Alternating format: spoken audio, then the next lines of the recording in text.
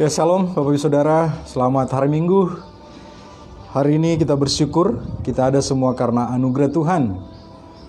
Saya secara pribadi bersyukur boleh berada di kota Tanjung Pinang, di Provinsi Kepulauan Riau, bersama dengan Saudara Noriston, di mana kami diutus dari Kemah Peduli untuk melihat, membantu saudara-saudara yang mengalami bencana banjir. Nah, kami bersyukur semalam hari Sabtu kami boleh tiba di kota Tanjung Pinang setelah nyebrang dari Batam dan tiba di kota Tanjung Pinang. Dan dari informasi dari driver yang menjemput kami mendapat informasi sejauh ini selama beberapa hari kota Tanjung Pinang dalam keadaan cuaca yang cerah, sehingga banjir yang pernah melanda kota Tanjung Pinang sudah surut, dan saudara-saudara yang sedang dalam pengungsian beberapa waktu yang lalu akibat bencana banjir, mereka sudah boleh kembali ke kampung halaman mereka. Nah, Bapak Saudara, sebentar selesai ibadah kami akan langsung menuju ke lokasi untuk melihat beberapa keluarga ataupun masyarakat yang mungkin masih dalam suasana pasca banjir ini. Ya, satu hal juga yang saya syukuri, saya boleh bertemu dengan saudara saya di kota Tanjung Pinang, dan kami di Tanjung Pinang nginap di rumah salah satu saudara dari sekampung saya yang sudah berapa puluh tahun tidak jumpa. Dan sekarang saya berada di belakang rumahnya, memperlihatkan kepada Bapak Saudara ini salah satu bagian situasi kota Tanjung Pinang, di mana rumah ini belakangnya langsung air laut. Ini air laut sedang pasang. Nah, rumah ini juga Bapak Saudara, ketika air laut pasang, dia juga mengalami kebanjiran. Nah, jadi yang menyebabkan banjir utama di kota Tanjung Pinang adalah ketika air laut pasang dan turunnya hujan deras. Akibatnya beberapa tempat mengalami kebanjiran. Nah, itu beberapa situasi kondisi yang ada. Baik, hari ini kita akan beribadah bersama, memuji memuliakan Tuhan, karena kita tahu kita ada semua karena anugerah Tuhan. Kita bukan siapa-siapa, tetapi karena Allah yang telah memilih kita, memberikan kepercayaan kepada kita untuk menjalani kehidupan di dunia, sehingga kita ada saat ini di tempat ini. Untuk itu mari kita berdoa. Bapa yang baik, berterima kasih. Di dalam anugerah Tuhan kami ada. Bersyukur ya Tuhan, hari ini kalau saya masih boleh menikmati udara segar, kami semua boleh bersama-sama menghirup udara segar dengan berbagai situasi kehidupan kami. Bahkan ada yang mungkin saat ini sedang mengalami gangguan kesehatan, mengalami berbagai persoalan hidup. Tapi satu hal yang kami percaya, kami yakin, kalau kami masih ada saat ini, ada kesempatan, ada kepercayaan yang Tuhan berikan kepada kami untuk melayani Tuhan, untuk memuliakan Tuhan, untuk menyelesaikan satu bagian pelayanan. Terima kasih Tuhan. Kami memuji, memuliakan nama Tuhan. Kami akan membaca, merenungkan firman Tuhan. Beri kami hikmat, marifat dari Tuhan, sehingga segala kebenaran yang kami baca, kami renungkan, puji-pujian yang boleh kami naikkan, boleh menyenangkan hati Tuhan. Iman kami dikuatkan, kami boleh terus semangat melayani Tuhan, karena kami percaya Tuhan ada bersama dengan kami, Tuhan menolong kami. Ini kami Tuhan menyerahkan waktu sepenuhnya dalam ibadah kami, di dalam nama Tuhan Yesus Kristus. Amin.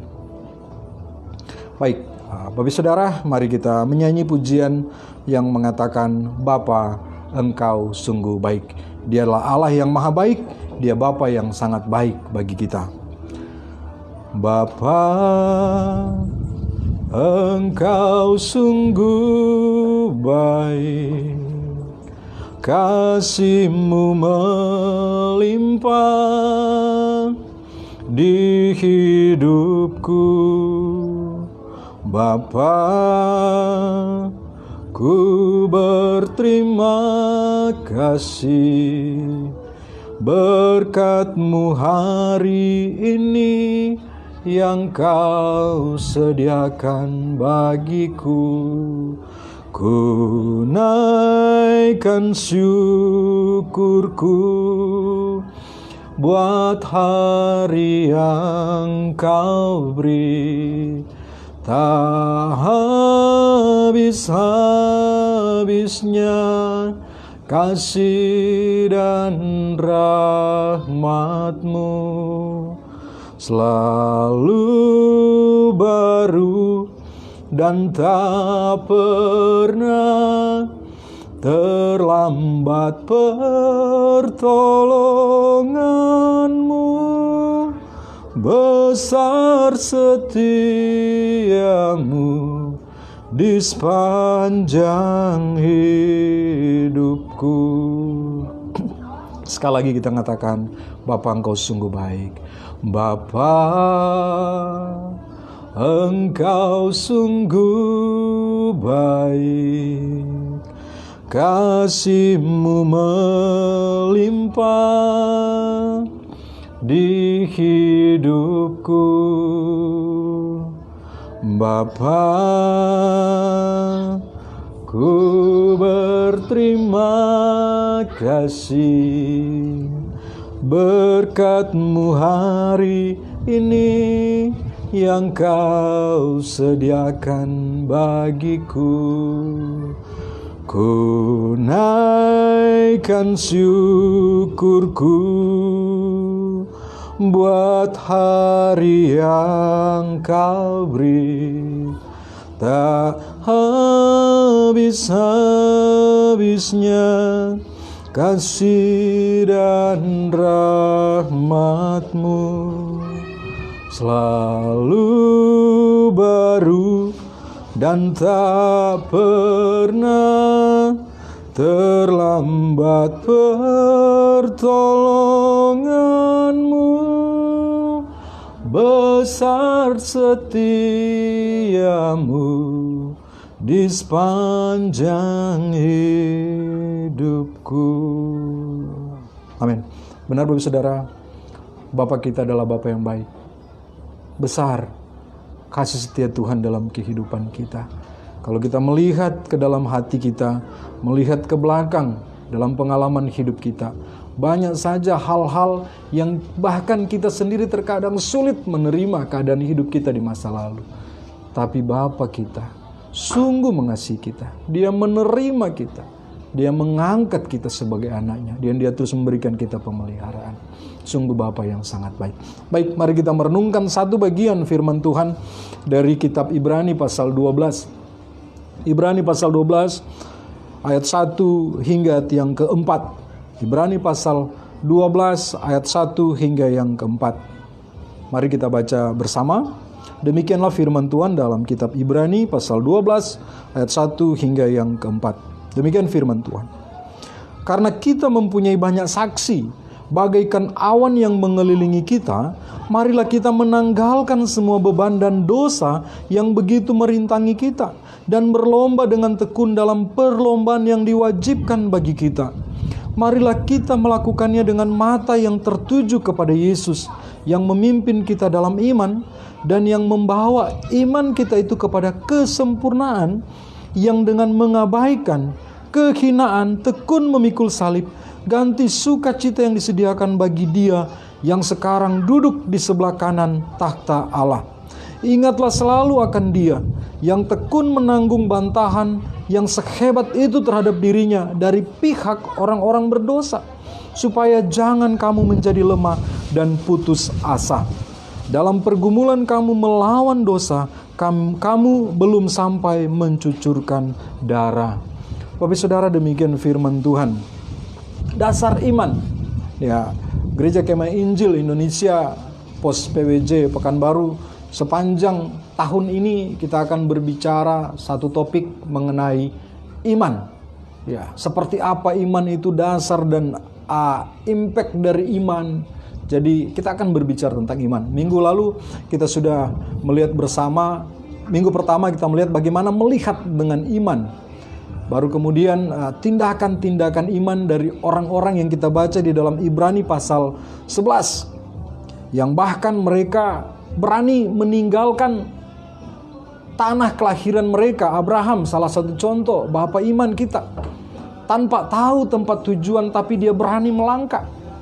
Mungkin kalau kita saat ini diperintahkan untuk pergi ke sebuah tempat, tinggalkan tempat kita, kampung halaman kita, yang di sana ada sanak saudara kita, ada tempat pekerjaan, ada rumah, tempat yang aman, dan sekarang kita disuruh pergi ke tempat yang baru yang tidak kita ketahui suasananya seperti apa. Apa yang akan kita lakukan? Beranikah kita melangkah? Ada orang yang mungkin berani saja melangkah, tapi banyak orang yang kemungkinan besar tidak berani melangkah. Banyak faktor, baik dalam diri maupun masyarakat, keluarga.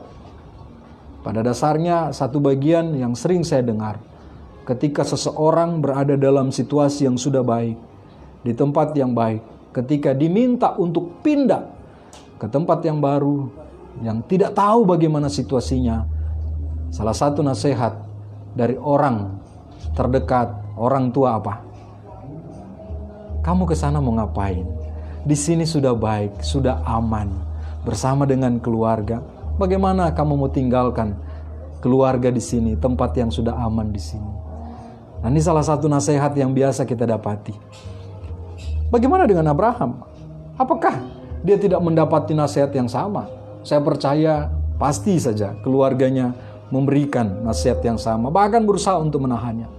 Tapi sekali lagi, Abraham berani melangkah keluar, meninggalkan tempat kelahirannya. Pertanyaannya adalah, mengapa Abraham berani melangkah? Di tempat yang aman, keluarga ada,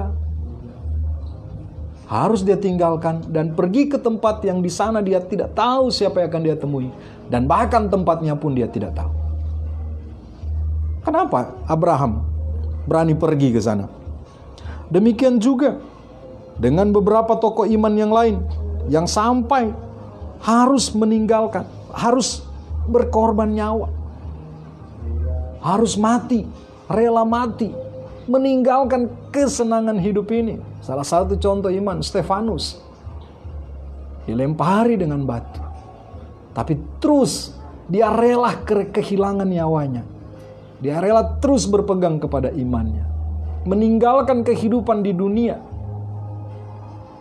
Mengapa Stefanus melakukan hal ini? Dan banyak contoh yang lain. Pertanyaannya sekali lagi, mengapa tokoh-tokoh Alkitab begitu rela meninggalkan yang kita manusia katakan zona nyaman, keadaan yang baik, dan pergi melangkah ke tempat yang sepertinya sulit? Mengapa? Karena satu jawabannya, mereka punya iman. Nah, untuk kita, iman seperti apa yang perlu kita miliki supaya kita boleh melangkah dalam situasi yang sulit seperti sekarang? Ketika kita mendengar kebenaran firman Tuhan, pengejaran yang kemudian boleh mengubahkan hidup kita, bagaimana kita bisa berubah? Kita harus punya dasar iman yang benar. Nah, hari ini mari kita lihat bagaimana dasar iman sehingga kita bisa melangkah meneladani tokoh-tokoh Alkitab sebagaimana kebenaran firman Tuhan. Pembacaan kita mengatakan, ayat yang kedua, marilah kita melakukannya dengan apa? Mata yang tertuju kepada Yesus, yang memimpin kita dalam iman, dan yang membawa iman kita itu kepada kesempurnaan. Jawabannya satu, Bapak Saudara. Dasar iman kita yang benar adalah Yesus. Pandang Yesus. Kenapa? Ayat firman Tuhan ini mengatakan, ketika kita melakukannya, apa yang harus kita lakukan? Di ayat yang pertama, di situ dikatakan kita punya banyak saksi bagaikan awan yang mengelilingi kita. Marilah kita menanggalkan semua beban dan dosa yang begitu merintangi kita, dan berlomba dengan tekun dalam perlombaan yang diwajibkan bagi kita. Jadi ada dua bagian ya yang perlu kita lakukan, yaitu menanggalkan beban dan dosa yang merintangi kita, yang kemudian membuat kita tidak bisa melangkah di dalam ketetapan-ketetapan dan janji-janji berkat Tuhan. Yang kedua, setelah kita tinggalkan, baru kita berlomba dengan tekun dalam perlombaan yang diwajibkan kepada kita. Nah, ketika kita mau menanggalkan semua beban, dosa yang merintangi kita yang tidak membuat kita boleh melangkah ke depan, dan supaya kita boleh berlomba dengan tekun dalam perlombaan yang diwajibkan bagi kita. Jadi ingat Bapak Saudara, ini perlombaan yang diwajibkan. Semua kita wajib ikut dalam perlombaan ini. Mau tidak mau kita sedang dalam perlombaan kehidupan ini. Apa yang harus kita lakukan? Yaitu melakukannya dengan mata yang tertuju kepada Yesus. Tertuju kepada Yesus. Kenapa dua bagian penting? Ketika iman kita didasarkan kepada kasih kepada Kristus. Yang pertama adalah Yesus yang memimpin kita dalam iman. Kita tidak mungkin memiliki iman yang benar tanpa Yesus. Bapak Saudara, banyak orang yakin dia meraih sesuatu berdasarkan imannya sendiri, tertuju terfokus kepada dirinya sendiri. Banyak pengajaran seperti itu saat sekarang Bapak Saudara. Hati-hati. Ya, benar, kita punya talenta, potensi yang besar melebihi makhluk yang lain yang diciptakan oleh Tuhan. Kita bisa melakukan hal-hal yang besar. Tetapi tanpa Tuhan, maka kita mengingkari satu hal yang sangat hakiki, bahwa kita ini adalah ciptaan Tuhan. Ketika kita hanya mengandalkan diri sendiri dan kita boleh berhasil, mengakibatkan apa? Kita berbangga terhadap diri sendiri. Kita bisa melupakan Tuhan. Oh, itu hal yang sangat berbahaya. Sangat berbahaya sekali. Ingat Bapak Saudara, siapapun Anda, siapapun kita, segala hal yang kita raih hari ini, semua adalah kesempatan yang Tuhan berikan kepada kita untuk kita nikmati bersama. Nah Bapak Saudara, situasi di tempat ini agak angin, ya, sehingga Saudara Norriston agak kesulitan harus menyeimbangkan ya. Oke, jadi agak goyang-goyang sedikit ya. Nah, sama dengan tokoh-tokoh Alkitab masa lalu, Bapak Saudara. Mereka boleh melangkah, melakukan kehendak Tuhan. Kenapa? Karena mata mereka tertuju kepada Allah yang benar. Jadi kalau kita mau berjalan dalam iman kita, melihat hal-hal yang Tuhan sediakan bagi kita, mari, iman kita harus kita dasarkan kepada Yesus, karena dialah yang akan memimpin kita dalam iman. Yang kedua, Yesus yang membawa iman kita itu kepada kesempurnaan. Amin. Wah, ini hal yang luar biasa. Ketika kita melakukannya, meninggalkan dosa, beban kita, dan berlomba dalam perlombaan yang diwajibkan kepada kita, dengan melakukannya dengan mata tertuju kepada Yesus, hal yang kedua, Dia yang akan membawa iman kita kepada kesempurnaan. Siapa yang tidak mau sempurna? Semua kita manusia pasti pingin mencapai kesempurnaan. Dan kita berbangga sebagai makhluk ciptaan Tuhan. Kita adalah ciptaan Tuhan yang sempurna. Nah, kalau kita mau iman kita sampai kepada kesempurnaan, yang dimana di dalam kesempurnaan kita tidak khawatir dalam segala situasi yang kita hadapi. Bahkan situasi saat ini Bapak Saudara, di mana ada banjir terjadi. Bahkan di beberapa provinsi daerah hari-hari ini kita dengar di Majene, ya, gempa bumi, di Kalimantan Selatan banjir, bahkan di Manado juga di banjir, ada juga angin ribut. Banyak masalah yang kita hadapi. Bagaimana supaya iman kita boleh tetap kuat dalam situasi ini? Melihatlah, melangkahlah kepada Yesus Kristus. Ya, kenapa? Kenapa iman yang benar didasarkan kepada Yesus, dan kenapa Yesus mampu memimpin kita dalam iman dan membawa iman kita kepada kesempurnaan? Kenapa? Ayat yang kedua, bagian terakhir, dia berkata apa? Yesus yang dengan mengabaikan kehinaan, tekun memikul salib, ganti sukacita yang disediakan bagi Dia yang sekarang duduk di sebelah kanan takhta Allah. Bapak Saudara, Yesus sanggup membawa kita kepada iman. Yesus sanggup membawa kita, iman kita, kepada kesempurnaan. Kenapa? Karena Yesus telah memberikan teladan hidup yang sempurna dalam imannya. Apa yang Yesus lakukan? Wah, dia adalah Allah yang maha sempurna. Tiada tempat yang paling aman, paling nyaman. Tiada lingkungan yang paling sejahtera selain daripada lingkungan tempat di mana Yesus berada, sorga kekal. Tapi Yesus, saya boleh katakan, melangkah dengan iman dalam ketaatan, dalam rencana Allah yang besar, datang ke dunia. Yang bagi kita manusia mengatakan bahwa bahwa keadaan kita sekarang ini baik, keadaan di dunia nyaman. Bahkan banyak orang yang ketika dalam kesenangannya sangat sulit untuk meninggalkan dunia ini, berat sekali, ya, sehingga ketika mengalami diperhadapkan dengan kematian mengalami ketakutan. Ya, situasi dunia sekarang semakin tidak baik, dengan seperti yang saya katakan tadi, bencana di mana-mana. Tetapi anehnya, Yesus mau datang ke dunia dalam situasi seperti itu, Bapak Saudara. Kenapa? Karena satu bagian Yesus sedang memberikan keteladanan iman kepada kita. Dan bagaimana Yesus bisa menjadi dasar iman yang benar? Karena bagian yang berikut, Yesus mengabaikan kehinaan, tekun memikul salib, ganti sukacita yang disediakan bagi dia. Bapak Saudara, sekali lagi, Yesus memberikan keteladanan yang baik. Maka Yesus boleh menjadi dasar dari segala iman kita. Kenapa? Karena dia telah mengabaikan kehinaan, bahkan mau mati di kayu salib untuk kita semua.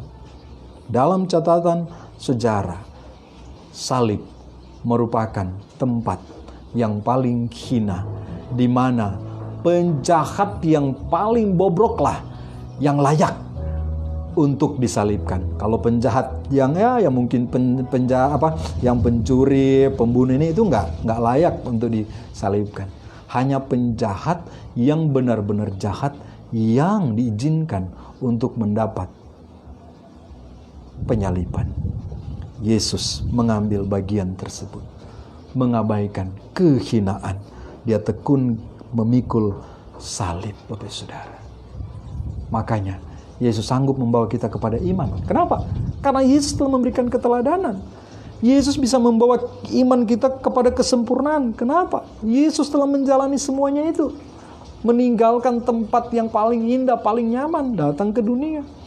Dan di dalam ketuhanannya, dia mengambil rupa seorang hamba.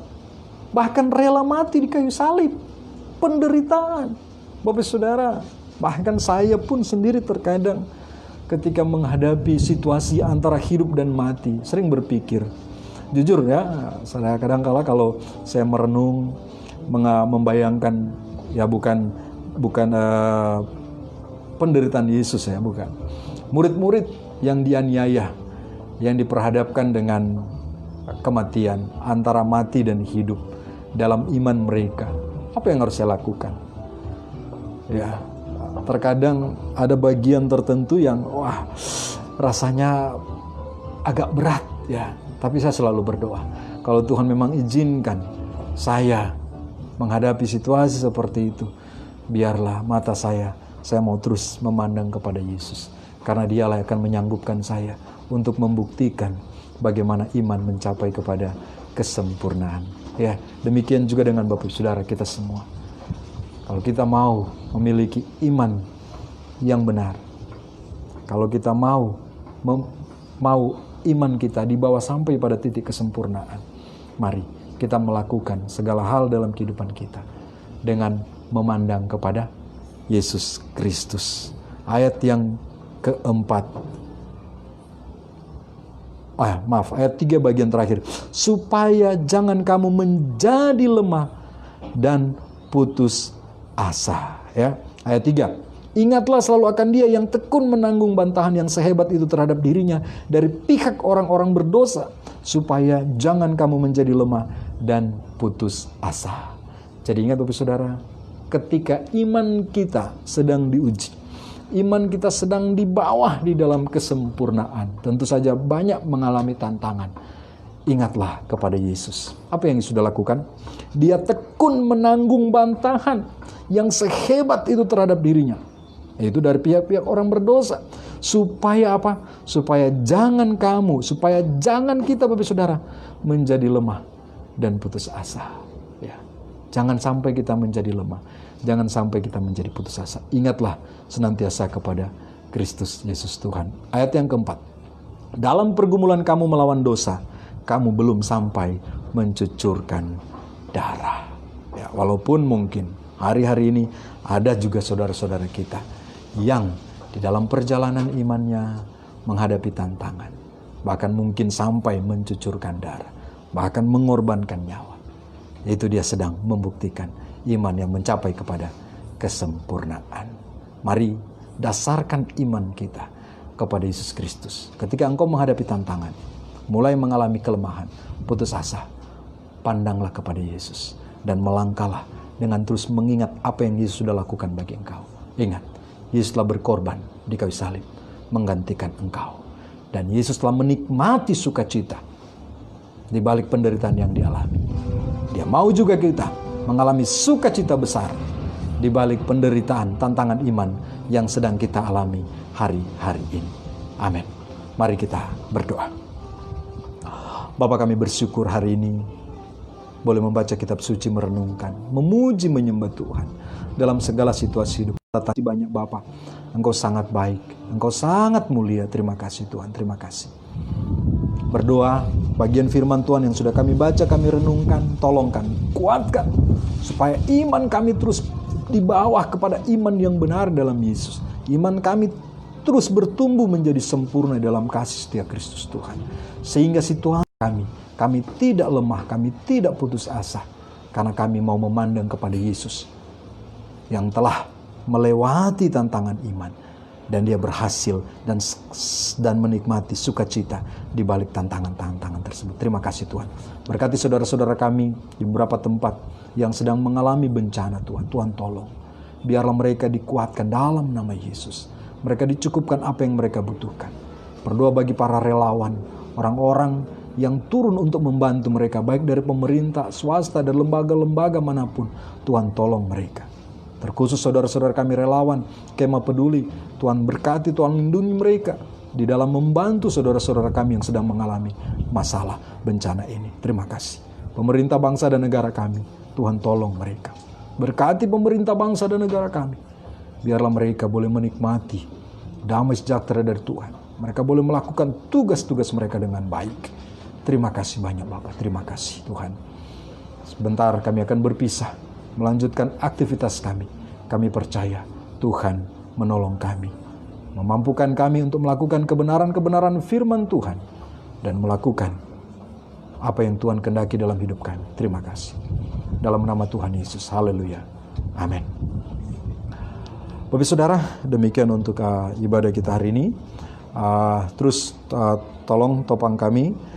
Belum tahu berapa lama kami akan berada di Tanjung Pinang. Setelah ini kami akan siap-siap untuk pergi ke lokasi bencana untuk melihat bagaimana situasi yang ada di sana. Jadi doakan, kita berharap supaya situasi sudah aman, kondusif, sehingga kami boleh kembali, dan minggu depan kita akan kembali lagi berjumpa dalam ibadah pada jam yang sama, jam 10 hingga jam 11. Kita akan berdoa untuk mengakhiri pertemuan kita. Mari kita berdoa. Bapa, kami bersyukur untuk waktu ini. Terima kasih Tuhan. Kau sudah menolong kami. Kami boleh beribadah di hari ini bersama-sama. Baik secara langsung maupun melalui media sosial yang ada. Tuhan berkati kami yang ada di tempat ini, yang mengikuti ibadah melalui Facebook. Tuhan juga berkati. Dalam segala tantangan, pergumulan yang mereka hadapi, Tuhan tolong. Biarlah iman tetap dikuatkan dan terus memandang kepada Yesus. Dan Yesus lakukan kekuatan kepada mereka. Terima kasih banyak Bapak. Terima kasih Tuhan. Ini kami. Terima kasih. Kami akan berpisah, melanjutkan aktivitas kami. Tuhan tolong kami. Kami boleh melakukan apa yang Tuhan kehendaki, menjauhkan diri kami dari apa yang Tuhan larang. Terima kasih. Jemaat Tuhan, arahkanlah hatimu dan terimalah berkat Tuhan. Berkat dari Allah Bapa, anugerah di dalam putranya Tuhan Yesus Kristus, penyertaan tuntunan Allah Roh Kudus menyertai kita semua, dari saat ini sampai selama-lamanya. Amin. Terima kasih, Tuhan Yesus memberkati.